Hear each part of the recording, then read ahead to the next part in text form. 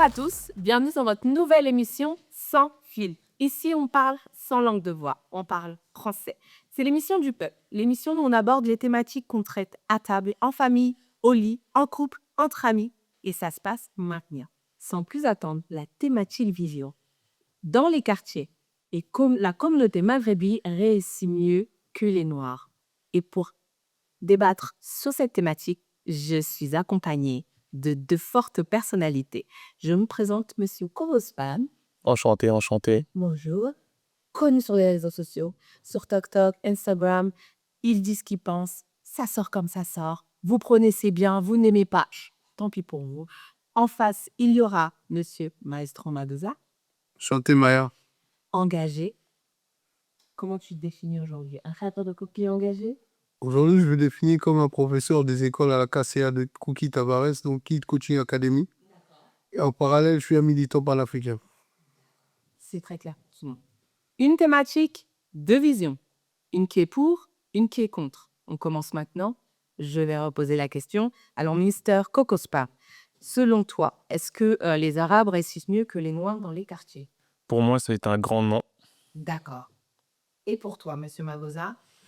Pour moi, sur l'observation générale, c'est un oui. D'accord. Alors aujourd'hui, on parle de réussite. La réussite, c'est général. Tout d'abord, il ne faut pas oublier que les statistiques ethniques sont à perdre. Donc, tout ce qu'on va dire ici et le sujet sur lequel on débat sera basé sur l'expérience, sur des témoignages, sur des faits avérés. Voilà comment on va alimenter ça. Mais tout d'abord, il ne faut pas qu'on oublie une chose.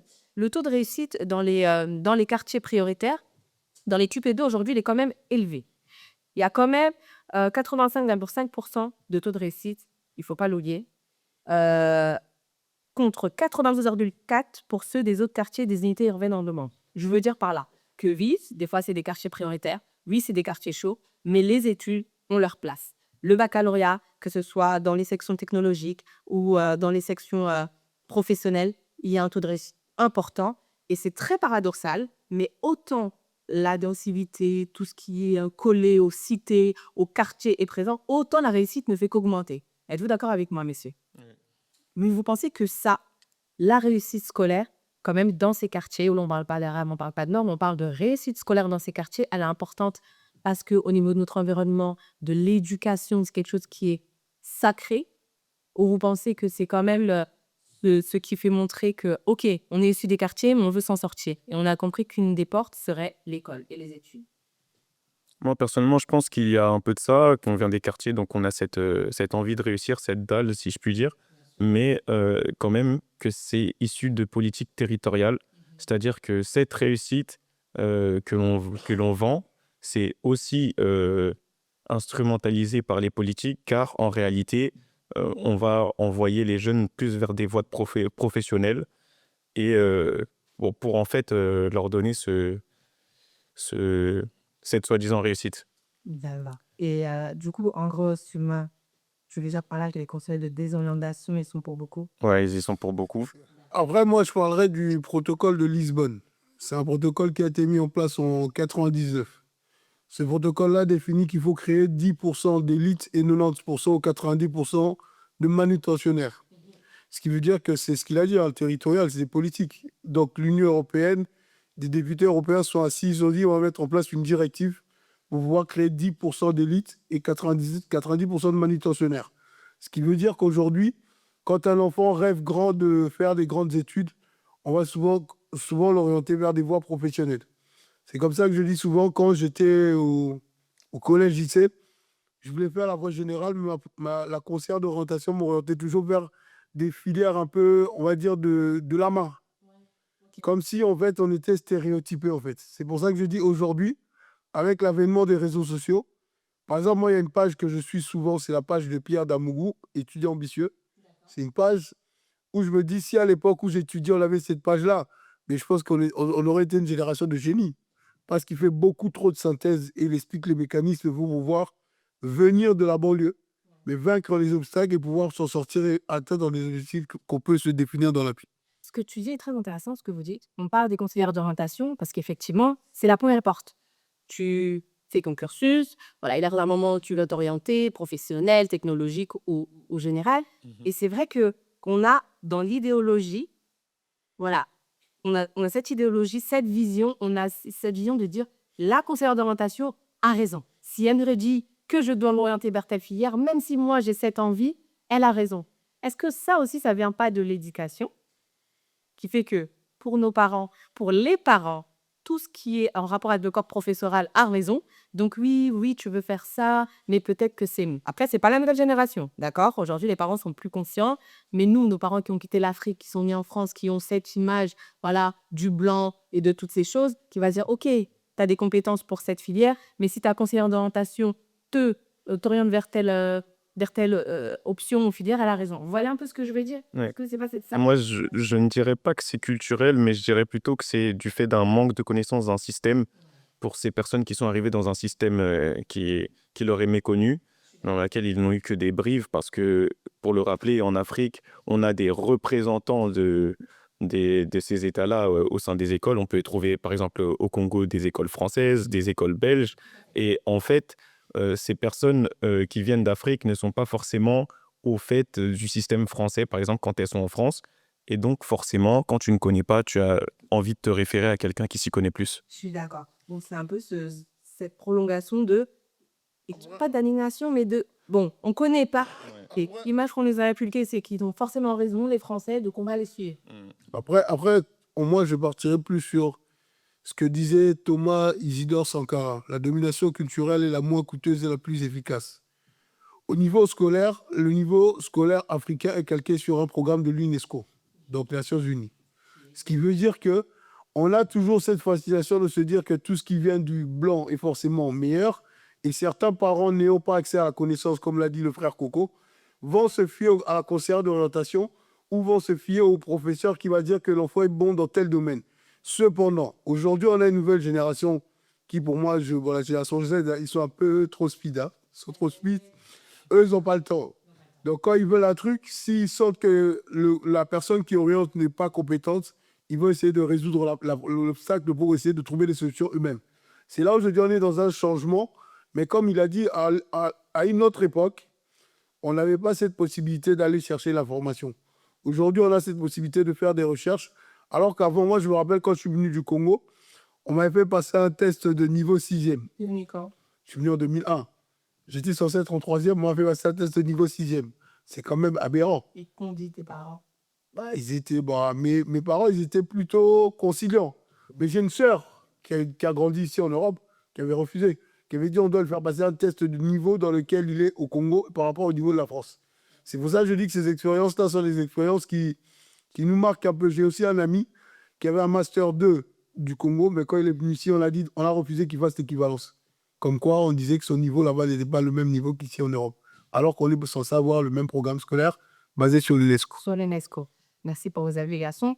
Là, c'était un peu l'entrée en matière. Parce qu'on parle de réussite maghrébine noire, mais il ne faut pas oublier que la réussite, elle est générale de base. Et que dans les quartiers, elle est générale. Il y a des Noirs, des Arabes, et ceux qui réussissent, on ne va pas chercher. Ils s'appellent Adèle, Thomas, Abdou, non, Tsani. Voilà pourquoi. Pour continuer dans cette lancée, on a parlé de la réussite scolaire, qui est quand même pas mal. Oui, il y a beaucoup... il y a peu d'échecs, c'est une vérité aussi, mais il y a quand même un taux de réussite important. Et c'est pour ça que j'ai voulu le souligner selon les filières par rapport au taux d'obtention de bac. Je voulais aussi parler d'autre chose. Je voudrais parler de cette réussite de l'entrepreneuriat dans les quartiers. Là, on rentre dans le vif du sujet. Et là, on va plus se baser sur des témoignages, de l'expérience et autres. Dans les quartiers, clairement, on s'aperçoit plus souvent que les commerces de proximité, c'est des commerces tenus par une communauté maghrébine, pakistanaise, hindoue et j'en passe, mais très rarement tenus par des afros. Je parle de faits. Je parle, voilà. Après, les commerces de proximité ne représentent pas l'ensemble de l'entrepreneuriat des quartiers, mais de manière visible, qu'en pensez-vous? Après, c'est une réalité parce que je pars du principe que nous, la communauté afro, pour beaucoup, on n'a pas eu l'appétence de se former pour pouvoir faire du business. Même le modèle entrepreneurial, on ne le maîtrise pas assez. Moi, je prends l'exemple de quand j'étais à l'université de Nanterre, la sécurité était du domaine des afros. Aujourd'hui, quand je suis reparti à Nanterre, ceux qui font la sécurité, c'est les Arabes. Donc ça m'a fait quand même mal. Je me suis dit, comment ça se fait qu'on a perdu le marché? Mais en fait, c'est parce qu'il y a de la négligence, il y a des choses qu'on ne respecte pas, les codes. C'est comme ça que je dis aujourd'hui, on a heureusement malgré nos défaillances, on a quand même des rôles modèles qui sont en train de vouloir inspirer cette jeunesse afro dans le modèle entrepreneurial. C'est pour ça que je dis, on a des lacunes. Par exemple, je prends l'exemple de, je vais acheter un produit chez un Pakistanais, il va se déplacer, il va aller chercher le produit. Mais quand je vais aller chez mon frère, il va te laisser limite, il est au téléphone, il te dit, va chercher toi-même. Les services clients là-bas. Mais c'est non, mais c'est une réalité. Moi, par exemple, je vais faire mes courses à Château-Rouge, chez une dame. Je vais chez ces dames-là parce que je me dis, si je consomme chez elles, c'est la communauté qui prospère parce qu'on garde l'argent dans la communauté. Mais à force d'y aller, je me suis rendu compte que cette dame-là, elle était négligente au niveau du service client. C'est vrai qu'ils sont là. Moi, ayant travaillé dans la téléphonie, le service client, c'est le premier élément qui te permet de maintenir et de garder le portefeuille client. Donc, j'ai décidé de ne plus aller là-bas. Je vais maintenant chez un Pakistanais. Pourquoi? Parce que quand je vais là-bas, quel que soit le produit, il va chercher. Si là-bas, il te recommande, c'est un ami à lui qui est dans le même secteur. C'est pour ça que je dis aujourd'hui, on doit avoir cette exigence envers nos frères et sœurs de façon à leur dire, moi j'ai un restaurant, je tairai le nom. J'ai beaucoup fait la promotion du restaurant.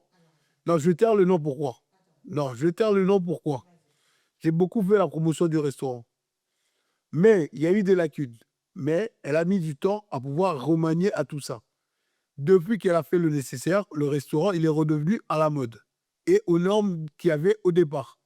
C'est pour ça que je dis, à un moment donné, par ma prononciation, par la puissance de mes mots, j'étais à son restaurant. Elle en avait 3, il n'en reste que 2. Mais alors, cause. Parce que là, tu as dit beaucoup d'éléments. Et là, on rentre dans notre thématique. Les Arabes réussissent mieux que les Noirs dans les quartiers. Tu as parlé de négligence. Exact. Tu as parlé de service après-vente. Tu as parlé en gros de l'intérêt du client, le rapport à l'argent que lui, il pourra avoir. J'entends ton bourreau qui n'est pas d'accord. Et n'hésite pas. Moi, je suis pas d'accord du tout. Déjà, dans un premier temps, j'ai l'impression que, là, je pars de mon ressenti en tant qu'afro-descendant, qu'on a une certaine attente que l'on ne place pas avec tous. C'est-à-dire que j'ai également vu et remarqué qu'il y avait plus de commerce de proximité de personnes maghrébines ou de personnes asiatiques généralement. Là où je suis, en tout cas, il y en a beaucoup. Mais ces personnes n'ont pas non plus le service client que l'on peut vendre dans une entreprise américaine ou le service client qu'on peut vendre à Londres. Ces personnes aussi ont ces problèmes de défaillance-là et d'ailleurs leur propre communauté leur reproche. Ça, c'est dans un premier temps par rapport aux attentes. Ensuite, j'aimerais dire une chose, c'est que c'est quelque chose de visible dont on parle. Alors que la réussite, de quelle réussite parle-t-on? Est-ce qu'on parle d'une réussite visible? Est-ce qu'on parle d'une réussite scolaire? La réussite, c'est quelque chose de large. Donc, dans le cas des commerces de proximité, c'est exactement, en fait, c'était un héritage qu'ils ont eu, les Maghrébins. Parce que Commerce. l'esprit de commerce, c'est quelque chose dans lequel vous vous renseignez un peu dans l'histoire, ils ont toujours été réputés pour ceci. Et lorsqu'ils sont arrivés donc dans les années 70-80 en France, ce n'est pas un business qu'ils ont lancé car ils faisaient fortune, c'est un business de survie qu'ils lancent. Lorsque le Maghrébin arrive en France dans les années 70, il est confronté aux mêmes difficultés que l'Afro qui vient d'Afrique centrale ou d'Afrique de l'Ouest. Pardon. Du coup, ce qui fait que face aux difficultés, donc le manque d'emploi, la difficulté face au logement, qu'est-ce qu'il fait? Il ouvre ce commerce-là. Mais ça ne veut pas dire que c'est une plus grande réussite ou que d'autres n'ont pas atteint cette réussite-là. D'accord. Mais alors, en parallèle, à ce moment-là, Mm. quelles étaient les actions posées par des Afro? Eux, les Mandingas, ils sont lourds de survivre. On arrive, c'est chaud, c'est compliqué. Voilà nous qu'on m'attaque. Et justement, On vient de là, on a développé commerce. D'antan, on sait que dans l'histoire, on fait partie des grands commerçants. C'est connu, historiquement parlant. On vient en Europe, voilà ce qu'on n'a pas. et, Qu'est-ce qu'on fait en et justement, moi, je suis riche d'expérience et j'ai un point de vue riche dessus car mes grands-parents des deux côtés ont immigré en France dans les années 80 et les années 70. Et comme la plupart de ceux qui viennent du Congo, en fait, il y a différents cas, hein, mais ceux qui étaient des cadres au pays sont arrivés ici avec une vision assez institutionnelle, j'aimerais dire, une vision dans laquelle on fait carrière dans une entreprise, dans un corps de métier, et c'est comme ça qu'on évolue. Et ils ont brillé, comme plein d'autres Congolais, à travers ces schémas-là. D'accord. Parce que là, vraiment, ce que tu dis, c'est important. Tu dis que concernant les commerces de proximité, ce qui est plus visible, hein, voilà, t'as remarqué, tu vas, on ne parle pas de ceux derrière qui sont avocats, qui lancent des sociétés, qui font de grandes choses, comme tu as dit, qui sont plus dans les tertiaires. On parle vraiment de convoi. Là où l'économie du quartier, l'économie locale, Et j'aimerais juste ajouter une chose, c'est que j'ai l'impression que les personnes qui n'ont pas vécu ou qui n'ont pas côtoyé les quartiers ne savent pas que le quartier, ce n'est pas quelque chose d'homogène, c'est hétérogène, c'est-à-dire qu'il y a différents profils au sein des quartiers. Il y a ce garçon qui peut avoir ses deux parents qui sont manutentionnaires, comme un autre qui est avec sa mère célibataire qui est cadre. Donc, il y a il y a différentes sortes de réussites au sein du quartier même. C'est vrai ce que tu dis, c'est important. Mais pourquoi je dis ça? Parce que monsieur, madame tout le monde, quand il est dans un quartier, ce qu'il aperçoit, c'est quoi? Je vais acheter ma baguette. Je vais acheter une manque. Là, je vais rentrer dans le durk. Je veux de la fécule, je veux de la semoule, je veux du koundou, je veux du couscous. Et dans même ces produits qui sont d'origine africaine, il se dit, c'est dommage que je ne trouve pas chez mes frères afro. Du coup, c'est pour ça que on part sur cette thématique qui est vraiment là, commerce de proximité. Et moi, ma vraie question, c'est que faisaient selon toi, donc, les apprenants, pour toi, eux, se sont plus orientés vers tout ce qui est institutionnel et tertiaire. Ouais. Donc, ils ont laissé tout ce qui est commerce et autres. Et attention, il y en avait quand même, hein. Par exemple, moi, j'ai des amis de la famille qui étaient connus, par exemple, là où je vis, dans le quartier, et qui ont déjà eu ce genre de commerce-là et qui ont été remplacés par la suite. Mais c'est vrai que nous, on a une vision déjà beaucoup plus scolaire de la vie, si je puis dire. C'est-à-dire que, surtout quand on est congolais, quand on est camerounais, etc., Afrique centrale, Puis demain, ça a vraiment l'esprit de commerce. Commerce, là-bas, ils sont plus commerce. l'Afrique centrale est très, très scolaire. Donc, on oriente tout de suite nos enfants vers ces parcours-là. Et on bénéficie aussi de réseaux parce que lorsqu'un jeune maghrébin va se lancer dans le business de proximité, il va bénéficier du réseau de ses aïeux qui va le mettre en contact avec ses fournisseurs, etc. Là où, par exemple, quelqu'un d'Afrique centrale, lorsque je vais terminer mes études, on va me mettre en contact avec des personnes qui sont du milieu. En fait, non, ce qu'il dit est vrai, mais j'allais aussi dire qu'il y a aussi beaucoup de parents congolais, par exemple, qui sont arrivés en Europe, qui étaient bien placés au Congo, qui ont eu une redescente sociale, hein. Oui. C'est-à-dire qu'ils sont arrivés, ils sont repartis à zéro ici parce que les réalités étaient différentes. Maintenant, moi, j'insiste beaucoup sur le fait que l'esprit entrepreneurial du côté de l'Afrique centrale, on ne l'a pas souvent eu. Parce que moi, quand j'étais petit, j'ai vu des gens, des Maliens, des Sénégalais venir vendre, faire du commerce au Congo. À l'époque, nous, on était petits, on les voyait venir chez nous déjà. C'est comme ça que je dis qu'aujourd'hui, nous, on a, comme il a dit, axé tout sur les études, avoir un travail de bureau. Sauf qu'aujourd'hui, on est dans une génération où on n'a plus ces excuses-là. Parce que je me dis, moi, personnellement, ce qui me fait mal, c'est que j'ai un ami qui est marocain qui m'a dit, j'ai ouvert un restaurant de poulet parce que j'ai remarqué que les Noirs, vous avez trop le poulet. Et du coup, je crée un restaurant pour répondre à la demande. Et moi, ça fait mal, parce que je me dis, en fait, il a compris qu'on aime ça. Pourquoi c'est pas moi qui crée ça, mais c'est lui qui crée ça pour avoir la clientèle. Et je suis très même en allant plus loin. Desmond il disait dans un de ses morceaux, il y a plus de Grecs que de restaurants africains. Qui consomme dans les Grecs, c'est les Afros.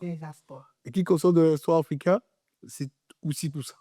C'est alors que normalement, on doit devenir des consommateurs producteurs. Mais pour faire ça, il faudrait qu'on se forme pour pouvoir maîtriser tout ce qui est aspect clientèle.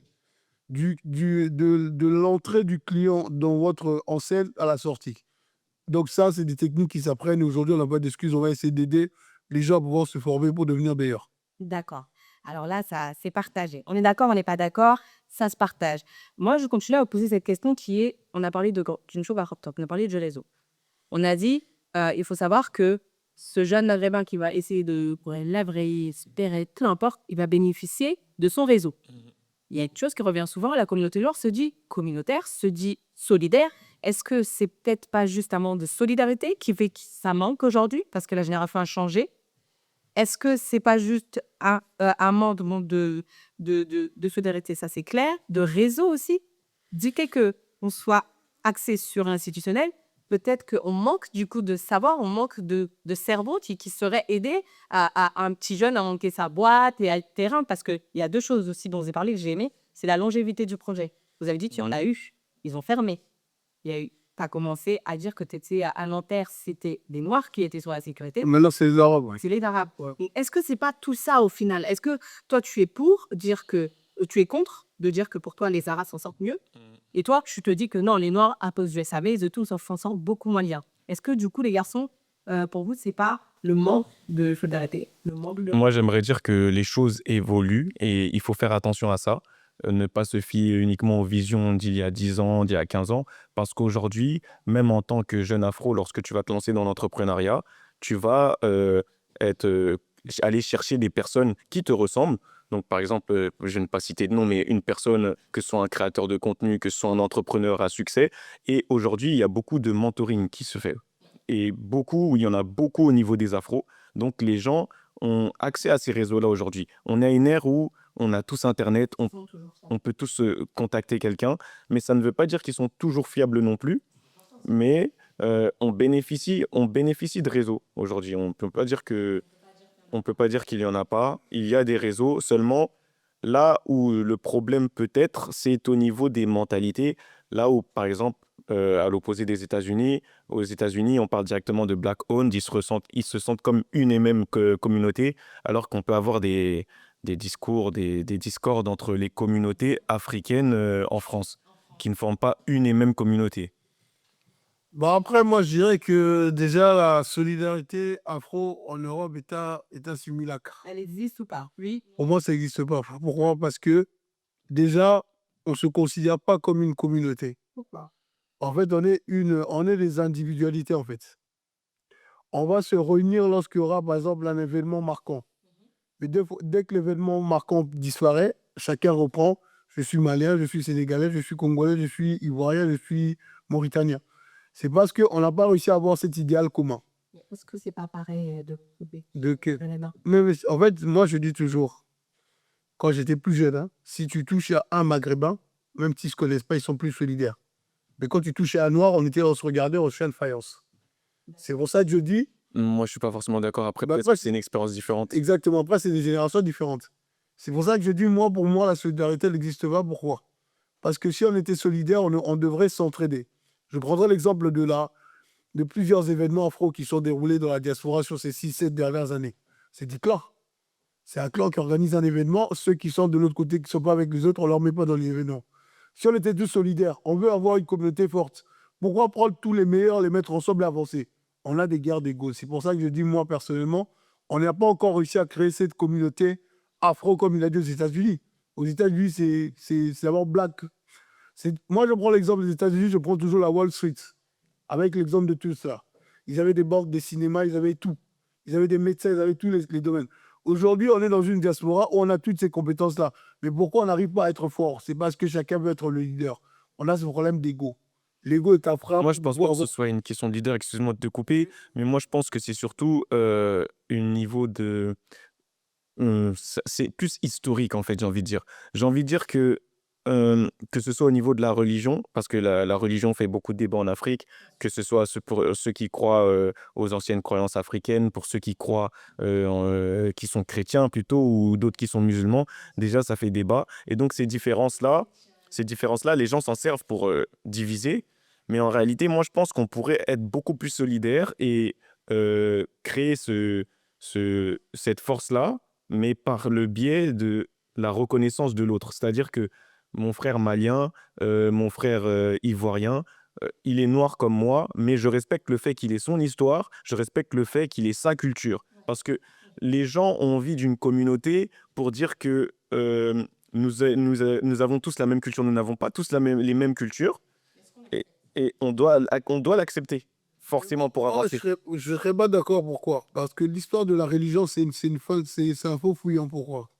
Quand on travaille dans une entreprise, on est tous chrétiens, musulmans, athées, bouddhistes, on met ça de côté. Ce qui compte, c'est l'intérêt général de l'entreprise. C'est comme ça que je dis, c'est des excuses. Pourquoi? Parce qu'aujourd'hui, si on veut gagner, on ne va pas se dire, lui, c'est un musulman, je ne vais pas aller à la guerre avec lui. Non, on a une guerre à gagner. Quand on a une guerre à gagner, on définit un objectif, un idéal commun, et ensuite on se met derrière l'objectif commun pour avancer. Maintenant, l'histoire, c'est bien important, l'histoire, mais ce que je constate, c'est que beaucoup de Noirs ne connaissent pas leur histoire. Ça aussi, c'est un sujet. Donc, si on ne connaît pas l'histoire, ce que tu viens de développer est totalement vrai. Mais comment accepter que l'histoire du Malien est une histoire que je dois aussi apprendre en même temps que j'apprends l'histoire des Haïtiens? C'est comme ça que je dis, tant qu'on est tous perdus parce qu'on n'a pas cette capacité de pouvoir connaître la diversification de l'histoire afro, on sera toujours perdu. Sauf que les autres, ils ont utilisé le diviser pour mieux régner de Lynch. Ils savent très bien que le jour où on est consommateur, producteur, on connaît notre histoire et qu'on est fort, on deviendra forcément une menace pour eux, alors que nous, on ne souhaite pas aller en guerre avec eux. On souhaite juste être en paix, en harmonie avec nous-mêmes. Mais aujourd'hui, comme tu l'as dit, il y a des solutions. On peut pousser par ce genre d'émission les gens à se questionner pour pouvoir essayer de se mettre en action et passer à l'action. Moi, il y a un point par rapport à ce qu'on dit qui est important. J'ai entendu dire que le rapport à l'argent chez les Afro et les Maghrébins n'est pas le même, que lorsqu'on va aligner une somme assez importante à une personne afro, elle n'arrivera pas à le fructifier. Tandis que de l'autre côté, ils ont la vision et on revient sur l'esprit de commerce, on revient sur l'environnement, on revient sur la transmission, on revient sur le fait qu'ils ont grandi dans ces choses-là. Qu'est-ce que vous en pensez? Est-ce que c'est ça? Moi, je pense que c'est, encore une fois, comme je disais, c'est quelque chose dont ils ont hérité par leur attrait pour le commerce. Mais euh, en fait, on parle d'attrait pour le commerce, mais en réalité, on parle d'éducation financière. C'est-à-dire qu'ils ont eu une certaine éducation financière que tout un chacun, en tout cas en Afrique centrale ou en Afrique de l'Ouest, etc., n'a pas forcément reçu. Et c'est là où euh, on peut avoir une différence, mais je pense que en ayant les mêmes capacités, en ayant fréquenté les mêmes écoles, on peut quand même avoir de belles réussites et avoir une bonne éducation financière. Alors aujourd'hui, chez les Afros, est-ce que le rapport à l'argent il est simple? Est-ce que les Afros aujourd'hui, l'éducation financière, ta génération, parce qu'aujourd'hui on a un peu un débat intergénérationnel, elle a un peu J'aurais dit, d'argent. ouais, j'aurais dit que pour sa génération, ils étaient dans un entre-deux, donc ils ne savaient pas au niveau de la posture, puisque souvent les problèmes d'argent des afrodescendants sont les parents qui vont demander à l'enfant de subvenir à leurs besoins ou de contribuer au foyer, ou bien par rapport aux attentes qu'on a au pays.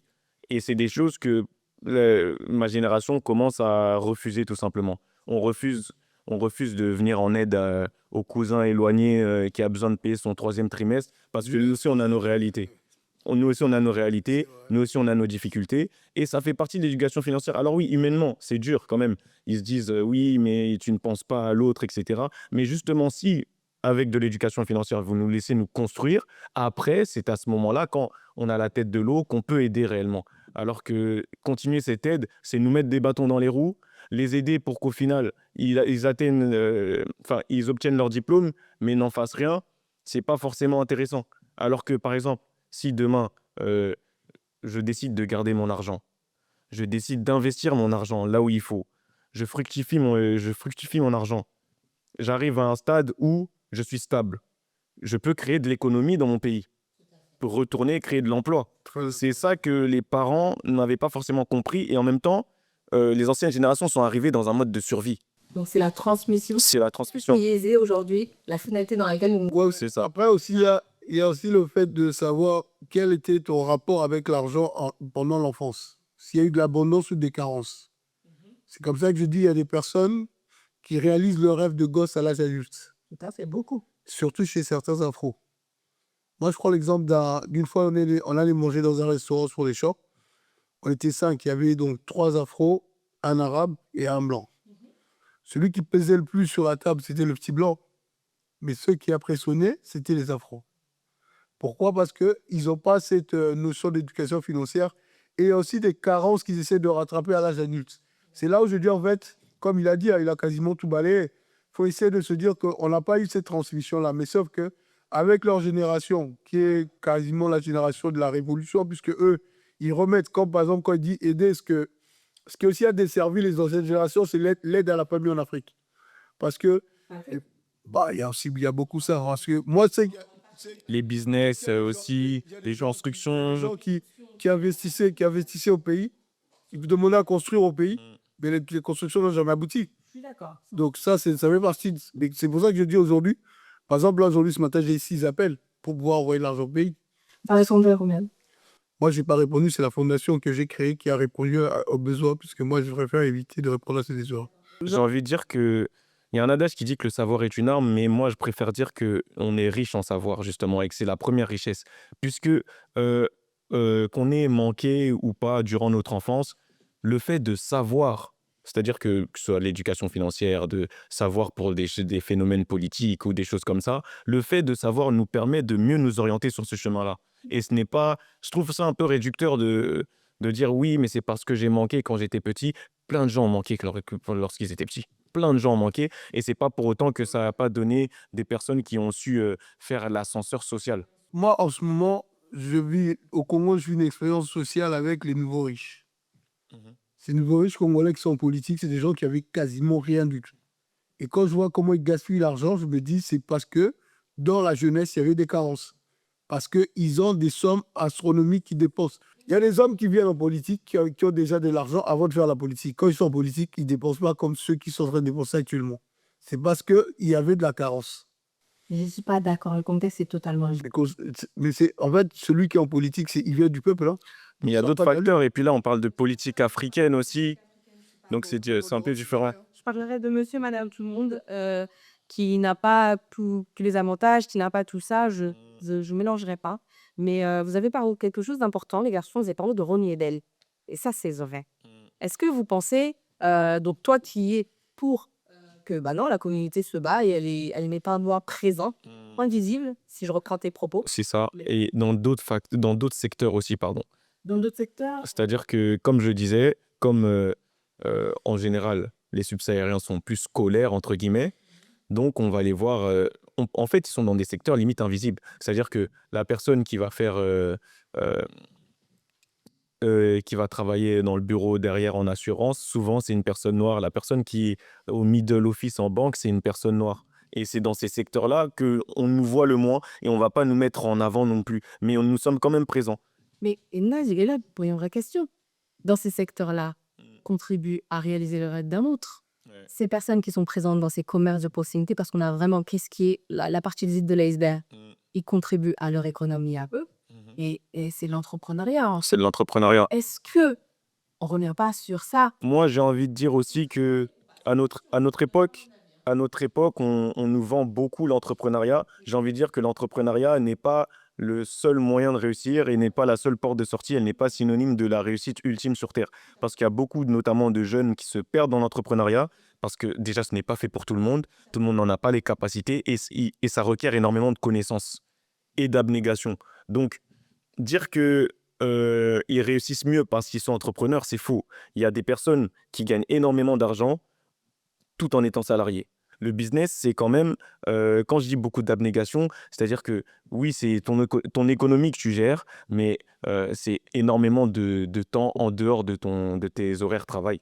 Donc, en dehors de vendre le pain, tu vas faire les négociations, tu vas aller chercher les fournisseurs, tu vas faire ci, tu vas faire ça. Donc, c'est énormément de temps investi. Et il y a des personnes, quand tu regardes le temps investi, en tout cas l'effort investi et le repos et le salaire surtout, quand tu vas comparer ça, il y a des personnes qui gagnent beaucoup plus.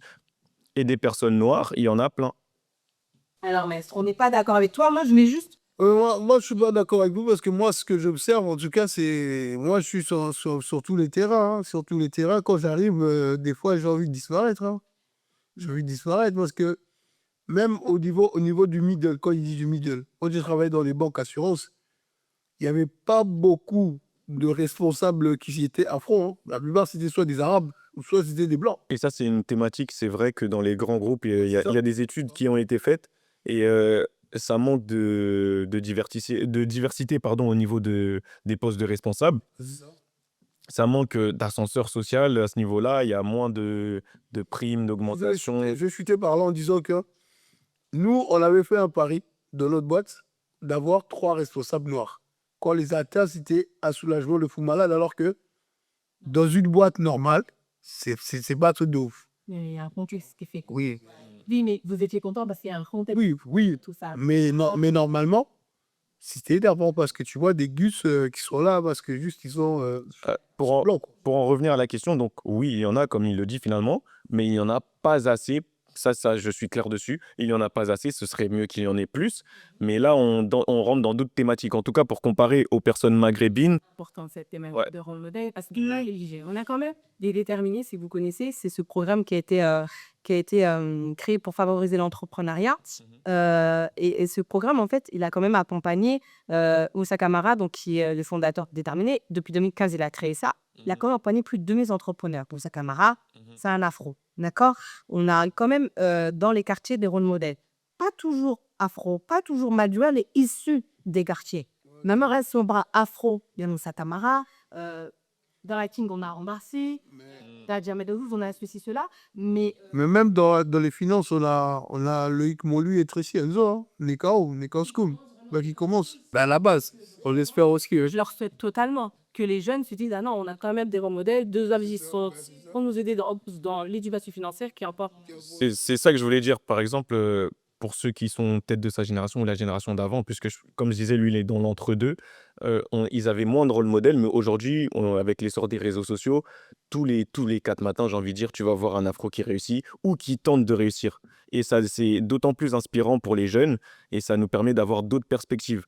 Et aussi de voir que nous sommes présents dans différents domaines. Dans différents domaines. Ça, c'est important. Ouais, c'est vrai. C'est une thématique qui est beaucoup abordée. Les gens, ils en parlent tout bas, ils sont choqués de nous, on en parle avec Trump, parce que c'est important en vrai. Il faut que beaucoup de gens, quand tu es en voiture, tous les afros et tous les maghrébins n'allaient pas dans des quartiers. Il faut vraiment nuancer les propos. Mais je veux dire, tu es en voiture, tu roules, tu s'arrêtes dans un quartier ou dans une banlieue et que tu vas, je répète, acheter de nationaux, acheter du foufou, acheter ce que vous voulez. Tu te rends permis, tu poses la question. Après, vers chez moi, c'est avec une autre communauté, mais je me suis déjà aussi posé la question. C'est une communauté plus asiatique, mais c'est des questions qui se posent. Qui se posent. Et beaucoup de gens, parce qu'on revient ensuite de ça, se basent sur cette phase visite de l'IBET, se disent, bah ouais, en fait, nous, on n'est pas là, on est absent. On est toujours vu dans le divertissement, dans l'entertainment et autres. Et moi, ma vraie question, les garçons, au final, on a parlé de rôle modèle, on a parlé de transmission, on a parlé d'histoire, parce que c'est important, quand c'est un sujet sans dire goulien. Aujourd'hui, est-ce que vous pensez que dans les années à venir, ça continuera, ce manque de SAV, ce manque d'intérêt pour le... Non, enfin, de- en vrai, je pense pas que ça continuera parce qu'aujourd'hui, par exemple, moi, je prends mon temps pour. J'ai travaillé quand même pendant 6-7 ans dans les services clients, service clientèle. J'ai appris tous les b.a-ba. Aujourd'hui, quand j'ai une sœur ou un frère qui veut ouvrir un restaurant, je lui propose soit de passer par des collègues à moi qui vont l'accompagner pendant moins 2-3 mois, le temps de pouvoir former le personnel. Parce que c'est suffisant de vraiment. Non, 2-3 mois avec un suivi. On fait des contrôles. En ralenti. En fait, c'est comme quand tu es au travail, il y a toujours des contrôles audits. Pour voir si le suivi de travail est bien fait. Quand c'est pas bien fait, on applique un diagnostic et ensuite on fait un traitement. Mais maintenant, on conseille. Je ne pense pas que ça va continuer à perdurer. Je pense qu'aujourd'hui, par exemple, quand je vois mon frère Coco sur les réseaux sociaux, je me dis qu'il y a plein de jeunes qui suivent ce qu'il fait.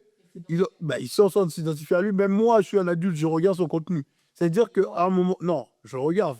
C'est pour dire qu'à un moment donné, la jeunesse influence aussi les adultes. Donc que c'est du contenu de qualité. Et aujourd'hui, je me dis, toutes les lacunes que nous, on n'a pas pu... dont on a pu observer et qui nous ont desservis, eux, leur génération n'auront pas ça parce que quand ils ont un problème, ils corrigent le problème. Nous, on devait attendre d'aller chercher dans un livre ou je sais pas quoi pour avoir la solution. Eux, ils apportent la solution eux-mêmes. Mais il y a un point qu'on n'a pas abordé, alors aussi une idée. L'influence de ces personnes. Est-ce que l'influence afro dans les personnes est importante? On va souvent mettre des débats sur les réseaux où on se rend compte que les afros, ils suivent aussi. On met ça de côté, on met ça de côté, ils suivent. Et ça se ressent dans les relations que les afros ont entre eux, on y revient. La gentillesse les hommes, parce que ils suivent. Et du coup, tout suit en fait. Les afros arrivent, des managers, ils se... dans leur entièreté, en fait, de la transmission dans la finance, l'économie, dans le savoir-faire, dans tout ça, la transmission de leur culture, la transmission de la considération de la femme, la transmission de ces choses, ils l'ont vraiment. Et est-ce que les afros, ça ne met pas de la problème? Est-ce que eux, la transmission, elle est différente? Est-ce que eux, au niveau de la culture, ils aiment plus? Moi, il y a une chose que j'avais remarqué, c'est que, bon, déjà, que ce soit les Maghrébins, mais j'ai envie même d'insérer les Turcs, parce que ça fait partie de l'Europe, mais souvent, leurs parents vont leur dire, tiens, aujourd'hui, tu vas pas aller à l'école, tu vas me suivre avec moi au travail, de A à Z. Souvent, quand on avait 15-16 ans, les parents leur faisaient leur petite journée d'initiation comme ça, même si c'était un peu en off, mais ils leur faisaient une petite journée d'initiation. Là où, par exemple, nous, nos parents ne nous ont pas ramenés dans leur travail parce qu'ils n'en ont pas vu un moyen ils n'en ont pas vu l'utilité et ils n'ont pas pensé à l'entrepreneuriat forcément. D'accord. Qu'est-ce que tu en penses de l'influence? Parce qu'on n'a pas parlé de l'influence. Ça joue beaucoup. L'influence que peut avoir une communauté dans un quartier, dans un endroit. Après, moi, j'ai lu un livre qui s'appelait Black Excellence. Dans ce livre-là, on disait, pour avoir une communauté noire, il faut vivre dans un environnement où il y a beaucoup trop de noirs entre soi. Mais nous, souvent, ce n'est pas le cas. Par exemple, je vais donner un exemple. J'ai vécu à Montmorency. On m'appelait le footballeur, on m'appelait le basketteur. Alors que, bref, je travaillais dans les assurances. Mais même quand je devais manger, des plats africains, je vais aller jusqu'à Saint-Denis et prendre la ligne H. Ça prouve en fait que à un certain moment, si tu es dans une ville où il n'y a pas assez de forte influence de chez toi, tu peux céder aussi par l'espace géographique et par l'environnement qui t'entoure. Maintenant, je me dis, on doit aussi s'éduquer. Se dire que, excusez-moi, on doit consommer en priorité d'abord chez nous avant de consommer chez les autres. Comme ça, on permet de garder l'argent dans le cercle afro avant de pouvoir, par exemple, on te donne un salaire aujourd'hui, tu vas dépenser chez les autres. Ben, du coup, on perd toujours l'argent. Mais tout ça, c'est des mécanismes que des créateurs de contenu comme Coco ou d'autres qui sont en train d'arriver vont pouvoir corriger toutes ces erreurs que nous, on n'a pas eu l'opportunité de pouvoir corriger. Mais moi, ça me fait plaisir de voir ces nouvelles générations parce que je me dis, des fois, je regarde des vidéos, des BD sur les générations Z, bah, ils ont pas le temps. Puis j'ai l'impression que même avant, les rôles modèles qui étaient présents, donc qui servaient d'influence, ils étaient un peu parfois déconnectés de la réalité des personnes on retrouvait en fait souvent les personnes dans les excès. Ceux qui étaient mis en avant, c'est-à-dire quand on va appeler ce jeune homme ou cette jeune fille sur un plateau télé, on va prendre la personne qui parle le plus d'une manière caricaturale. Quand on fait réussir, parce que dans l'industrie de la musique aussi, on choisit qui réussit, qui on met en avant. Quand on fait réussir certains rappeurs, par exemple, pour ne pas citer le plus connu de tous les rappeurs, mais pour le citer, mais pour en parler quand même, excuse-moi, on prend quand même celui qui fait le plus catchy, qui fait le plus cliché, qui fait le plus choquant. Et ces personnes-là, on oublie aussi qu'elles ont une certaine influence. C'est-à-dire que moi, par exemple, j'ai beaucoup parlé de mon parcours sur TikTok. J'ai d'abord été de l'autre côté, on va dire, donc disons les termes, ce que certains appelleraient cas social. J'ai d'abord été de ce côté-là avant de me reprendre. Et par quel moyen je me suis repris? C'est parce qu'aujourd'hui, de nos jours, on a des modèles. Donc, je prenais mon téléphone, je voyais des modèles, des jeunes qui me ressemblent, qui font telle ou telle chose.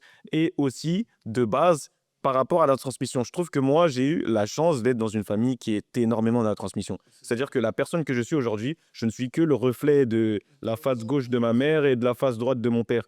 C'est-à-dire que mes parents, déjà, m'ont mis un fort capital culturel. C'est-à-dire que moi, après, j'ai eu la chance, moi, je suis pas de la génération des parents qui sont arrivés directement. Ça, c'est mes grands-parents. Moi, mes parents, ils ont évolué dans ce système-là. Donc, directement, ils me donnent les clés. Ils me disent là où je fais chuter. Ils me préviennent. Et c'est cette force-là qui va grandir, je pense, parce qu'on sera plusieurs générations à être nés en France, à évoluer ici, même si certains veulent retourner au pays, etc. Mais on a compris ce système-là. Et je pense que il n'y a pas de moyen de vaincre le système, entre guillemets, mais il faut l'intégrer, ce système. Il faut en tirer le meilleur profit possible pour pouvoir évoluer. En gros, faut avoir le capital culturel, économique et social. Mais après, il faut aussi apprendre les règles, hein. Comme il a dit, il faut apprendre les règles. Et comme il dit, la force, c'est que ses parents ont pu anticiper et lui dire que là, ce sera possible, là, ça ne sera pas possible. Là où d'autres ont dû chercher par eux-mêmes et faire beaucoup d'erreurs. C'est comme ça que je dis, en fait, on est à la croisée des chemins. Aujourd'hui, comme le disait Cheikh Anta Diop, par formation égale, la vérité triomphe. Il n'y aura pas d'excuse. On va être tous armés au même niveau et celui qui n'aura pas le cardio, bah, il va devoir s'écrouler. Je pense qu'il faut se parler sincèrement et c'est important d'entendre ça, important d'entendre que pour avancer, pour la communauté afro de ton côté, pour toi, il faudra pousser plus d'intérêt aux clients, plus s'instruire sur certains sujets, l'éducation financière, le commerce, peu importe la culture de manière générale. Attention, pas d'amalgame. On est très inspect. On est parmi les plus grands savants, même si on essaie de gommer le nom de tous ces grands noms. Je dis qu'effectivement, pour être en phase avec la société actuelle, ça manque des fois de savoir. Ça manque pas de connaissances, pour être précise. Et de nuances. On invisibilise quand on vient se dire ou non, les Maghrébins réussissent le plus. On oublie toutes ces personnes qui travaillent, qui ont fait des longues études, qui sont à des postes intéressants. On oublie d'autres domaines et on met en haut un domaine qui, peut-être du point de vue du quartier, est peut-être incroyable, mais il ne faut pas oublier que ces économies-là sont quand même ça reste des business précaires, ça reste des business de survie. On n'a pas de logique d'ascension ascendante sociale grâce à ces business-là. Grâce au commerce de proximité, très peu. En fait, c'est pas une généralité. Quand tu lances une boulangerie, quand tu lances une épicerie, tu vas pas finir en Bill Gates. Rapidement, je vais donner un exemple. Moi, j'ai un pote avec qui j'ai étudié à la Sorbonne qui s'appelle Tang. C'est un Asiate, hein. Mhm. Eux, ils ont quand même une chaîne assez internationale. Lorsque tu Ouais, c'est développes. ça. Mais quand ils parlent de leur histoire, ils parlent d'un petit commerce au départ. Mais souvent, là où justement les afros peuvent se réveiller, c'est que d'abord ils ont lancé ce petit commerce, mais si vous observez bien surtout la communauté asiatique, souvent ce sont les parents qui sont arrivés, qui ont lancé un petit commerce, et quand ça va commencer à se lever pour de vrai et qu'ils vont commencer à élargir, c'est quand ils vont utiliser cet enfant qu'ils ont scolarisé, qui arrive avec ses capacités, qui arrive avec ce bagage-là et qui va permettre d'ouvrir. Mais sinon, moi je parlais juste du fait de père en fils, d'hériter, du simple héritage, ça ne permet pas de l'ascension. Alors, pour vous qui nous regardent à la maison, dites-moi en commentaire ce que vous en pensez. C'est des thématiques qu'on aime, c'est des thématiques qui vendent, c'est des thématiques qui partagent, c'est des thématiques qu'on n'est pas d'accord, on n'est pas faux. On soit d'accord, est-ce qu'on a... On n'est pas là pour ça, hein. S'exprime. Voilà. Chacun son avis. Chacun son avis, le but c'est d'avancer, le but c'est de prendre note et que voilà, la nouvelle génération, parce que l'avenir c'est la jeunesse, qu'elle prenne note, qu'elle avance des deux côtés, du oui, du non, que ceux qui doivent prendre prennent ceux qui doivent prendre. On vous laisse nous faire vos retours. On vous remercie, c'était Sans filtre, les Arabes résistent mieux que les Noirs. À vous de juger.